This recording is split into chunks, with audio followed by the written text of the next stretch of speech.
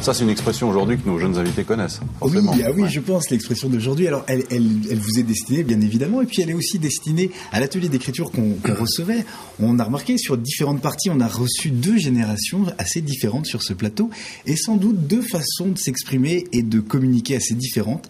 Faut dire que leur histoire n'est pas la même. D'un côté, ceux qui hier guettaient le facteur et dépliaient le télégramme plié en bleu, et de l'autre, ceux qui, depuis qu'ils sont tout petits, ou du moins depuis qu'ils ont atteint l'âge de réseau, se promènent sur le far web et en un clic de souris, ils s'emailent d'un bout à l'autre de la planète. D'un côté, ceux qui écrivaient en cachette ce qu'on appelait des journaux intimes en faisant des beaux ronds sur les i, et peu de gens y avaient accès. De l'autre, ceux qui bloguent à la terre entière et qui s'SMS à grands coups de pouce, qui font des ronds autour des A. D'un côté, on mesure la mémoire en gigaoctets, de l'autre, en répétition de fables de La Fontaine. Alors, je pense à l'atelier d'écriture, et à vous qui, je pense, aimez les mots, vous qui les soupesez pour mieux jouer et sourire avec eux. Vous le savez combien les mots évoluent, ils voyagent, ils changent comme dans la vie. Alors il y a les mots d'enfants, et il y a les mots qui se font rares, puis certains mots qui disparaissent. Il y a les mots familiers, les mots soutenus, les mots régionaux, les mots des campagnes, les mots des villes, des cités qu'on vernalise, qui sont chébrants à béton. Et puis des mots qui servent beaucoup. Ils servent tellement qu'ils s'usent et ils rétrécissent à l'usage. Oui, je m'explique. Les ados qui ouvrent le frigo pendant les pubs à la télé et qui vont au resto ou en disco, grand dame de leurs profs qui préféreraient les voir derrière leur dico. Des mots de toutes sortes, des mots anciens, des mots nouveaux, des mots tendances, des mots in, des mots qui font le buzz. Faire le buzz, c'est l'expression. Je ne sais pas si vous savez d'où elle vient. En tout cas, vous savez ? Non, vous ne savez pas. C'est une expression qu'on emploie sans arrêt. C'est la championne des marottes verbales, la tête de liste des tics phonétiques. Alors d'où vient-elle ? Pourquoi faire le buzz ? Voici 3 explications vraies de vraies, à peine inventées. À vous de deviner laquelle est la véritable. Première explication, buzz vient de... Buzz l'éclair. L'abeille.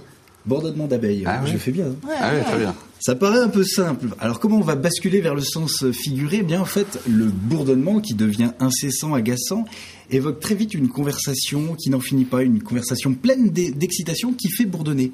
Et c'est là qu'on passe à cette idée de rumeur, une info qui se passe d'une personne à l'autre. L'info qui tourne autour de votre tête tel un rucher planétaire. En d'autres temps, on aurait appelé ça le téléphone arabe ou alors le bouche à oreille.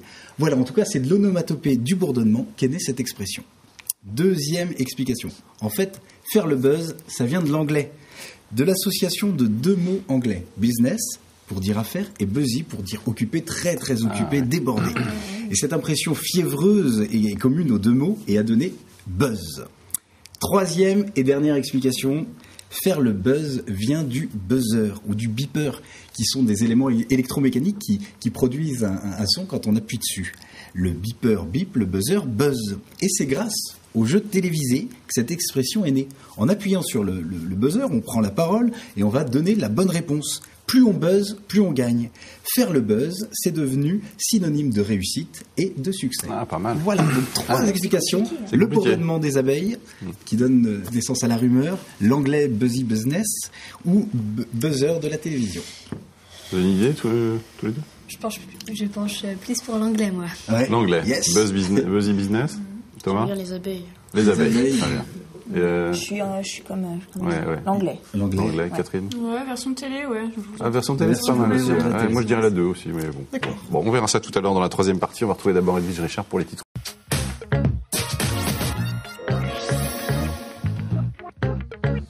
De retour sur le plateau de la grande émission avec Adèle Fugère, Jérôme Aubineau et Catherine Battineau, chroniqueurs, et puis Elsa Couton, vice-présidente du Conseil général des jeunes, et son président Thomas Majourel. La réponse d'abord de Jérôme. Alors, on rappelle donc il y a l'abeille. D'abeille pour faire le buzz, ou alors l'anglais buzzy business, ou buzzer de la télévision.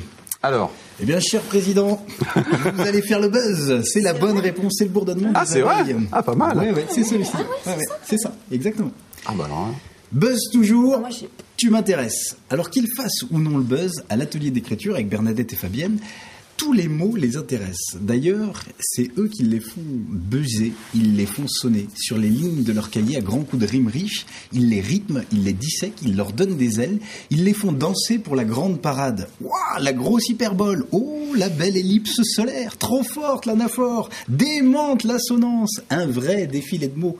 Parce qu'au fond, un atelier d'écriture, c'est comme un atelier de couture. Sapeur de texte. Styliste sur phrase. Ils habillent les mots, ils les taillent, ils les reprisent.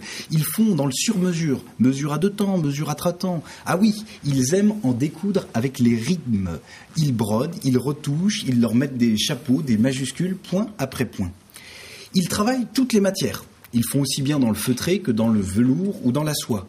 Oh, de soi, de vous, de nous, ils en mettent beaucoup. Jamais de reprise, que de l'original. À grands coups de matière grise, ils colorent les mots. Tout n'est pas rose.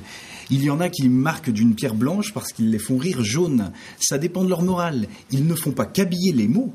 Le moral aussi, ils le sapent. Ils mettent des couleurs à nos colères.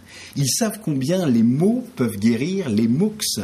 Alors, ils ont un petit mot pour chacun. Un mot pour tous, tous pour un mot. Par exemple, des petits mots pour les minots, des gros mots pour les grossistes, des jeux de mots pour les artistes, des mots courants pour les rapides, des mots fléchés pour les indiens, des mots croisés pour les retraités, des mots à mots pour les copieurs, des mobilettes pour les voleurs, des mots d'amour pour les amants, des mots d'excuses pour les absents, des momies pour les pyramides, des mots tabous pour le taboulé et le mot de la fin pour la chronique. Merci beaucoup, Jérôme. Merci.